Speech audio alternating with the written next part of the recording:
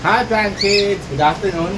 So ngayon, ang gagawin naman natin ay I have been planning this for a few days already na ayusin itong part nito kasi yung mga halaman dyan medyo yung magaganda siya pero katulad nito yung dalawang pole nakatumba.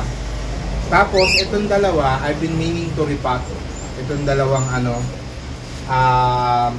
rubber tree na ito at eksakto we already have the pots for it kasi okay, so ito ay purple shield to na hindi ganun kaganda ang naging tubo dito, so baka kasi masyadong maano yung lupa. And then itong dalawang rubber tree kailangan na lang mas malaking pot. And then itong bagong bigay sa akin ng mami ko kasi yung hiningi ng pinsan ko, since marami si mami to, binigyan niya ulit ako. Irilipat ko siya dito para mas malaki, mas malas tingnan. Tapos meron tayong dalawang bagong halaman. Okay?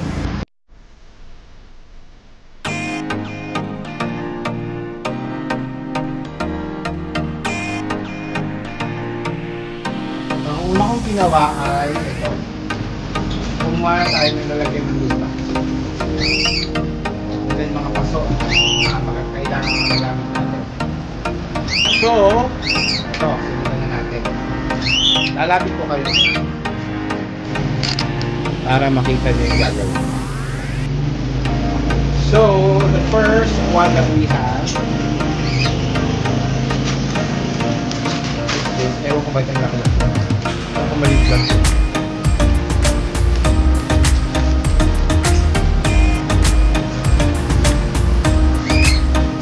Isa po itong Sansevieria. Alam ko parang meron na ako nito pero iba kasi yung kulay niya. Ito po ay si Sansevieria Silver Crown. Sansevieria Silver Crown. So plano ko po siyang dito itanim. Malaki to, alam ko, tingnan. Pero sa tingin ko, sakto lang siya kasi parang feeling ko mabilis lumaki. Okay. And then, our next one is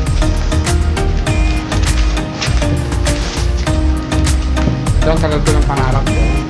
This is one of our wish list last year pa. Pero ngayon lang tayo nakakuha ng mura. Ngayon lang nag-sale ng sobrang bagal. Si Anthurium farinaria. Kasi yung lahat tayo, meron tayo yung Anthurium magnificum lang. Yan. So this is our clarinarium. So, and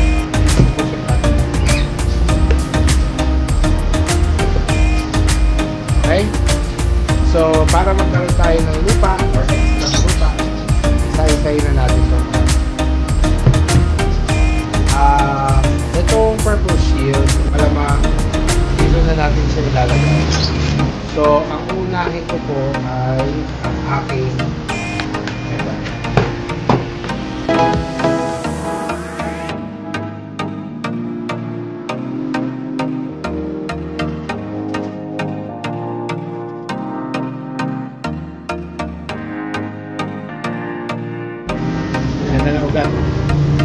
Ang galing ni mami sa mga ganitong halaman. Ako hindi. Okay. So ito ngayon ang ilalagay natin. Pero parang feeling ko since laki pa parang maliit. Ito, kuha pa tayo. Ayan, no?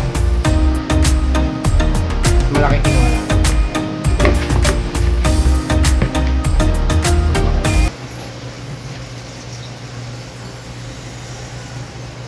And then, ito na nga. Pagkasamahin na natin yung dalawa. Yun. Excited ako. Sana gumanda pa siya. At gagamitin na natin itong lupang ginamit ni Mami. Lupa niya to. Ito nyo, masyadong malupa kasi kaya ayoko rin gagamitin itong lupa ni Mother. masyado. Pero since maganda yung halaman natin sa lupa niya, yun na rin gagamitin natin. Actually kasi nakuha ng pinsan ko na ganito, galing din kay mami yon. Tapos hindi ko na rin ginalaw. Eh ito, medyo ginalaw ko kasi nga gusto kong gamitin yung paso. Kaya yung paso eh. Sakto kasi kailangan natin yung ganyan paso. Okay, one down. Yan. One down kasi nakapag-combine tayo ng isang halaman. Okay, next. So dito, ang tatanim na lang natin itong ano.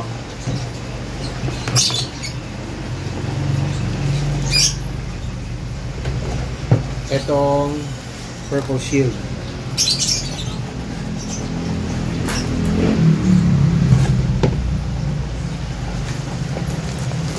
Ay! Yun lang.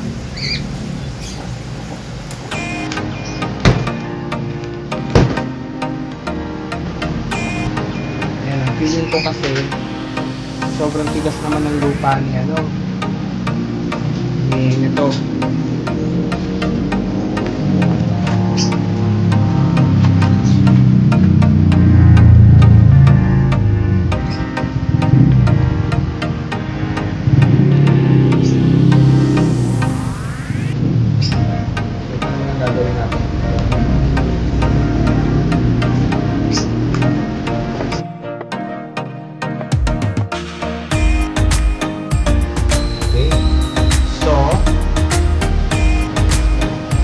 Down na tayo.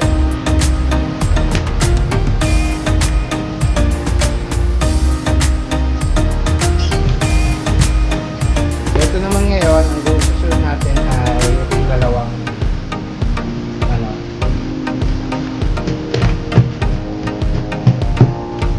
yung dalawang rubber tree.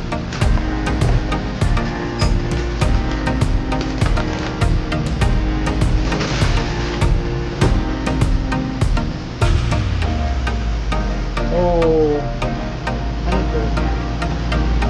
Parang ano to eh. Ay! Ito yung isang ano, isang Sansevieria na nabunin ko doon. Hindi ko ba magaling buhay pa? Nililipat natin ito sa palita. Maliit. Marami na natin.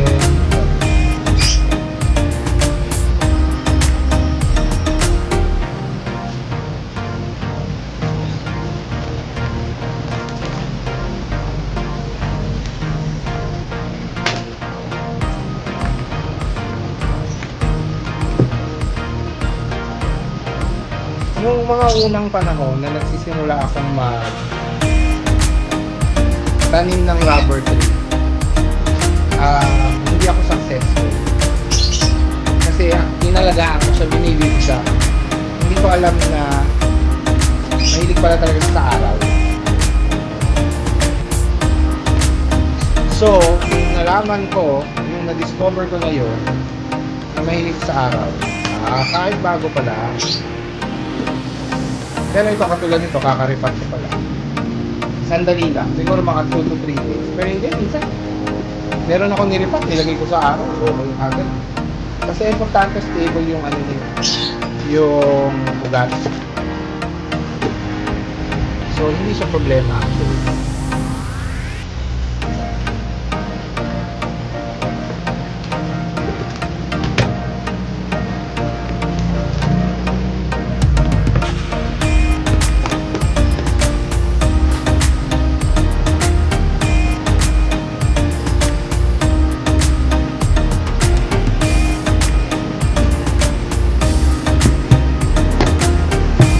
Okay na to kasi dadagdagan ko na lang siya sa labas ng ako. Pero hindi naman masyado mabigat. Yung lupa ni mami kasi ang bigat eh. Kasi nga, lupang lupa talaga siya. Babawas tayo ng kalat dito.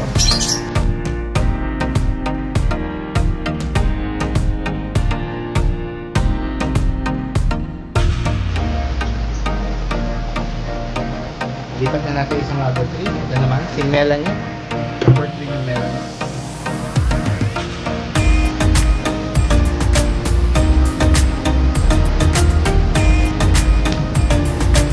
Ganyan yung ugat.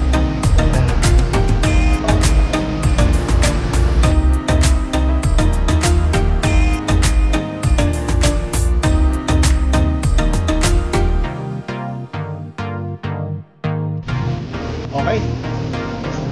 So this is our next one. Okay. Punta naman tayo dito sa ating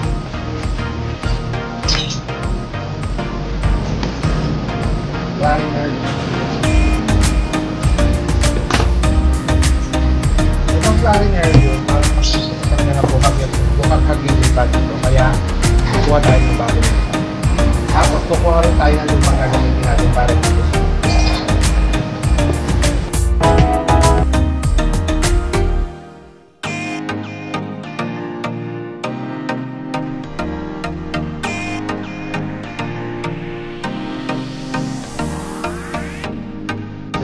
Si maano siya, maipang at saka anong tawag doon?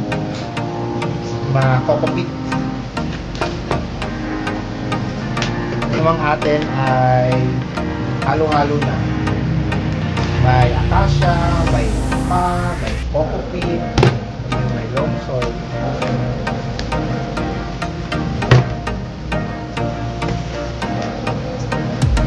Okay. So hopefully hindi natin masyadong nagalaw. Dito na natin ilalagay ito sa Sansevieria. So last na lang ay itong Sansevieria na to na kailangan ng kukuha ako ng ibang soil din, yung ating pang CNS soil.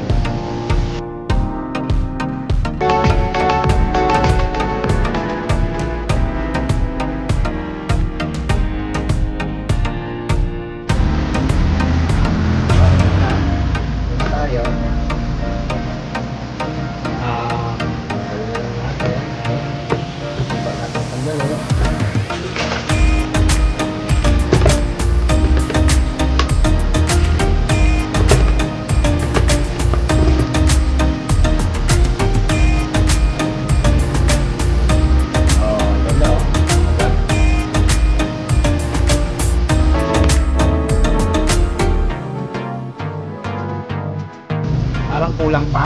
Ano pa?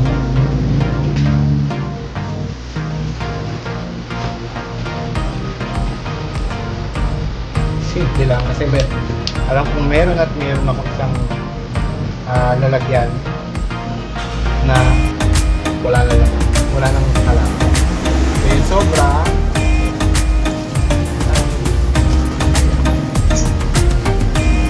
okay. Ito na yung mga paso natin bago na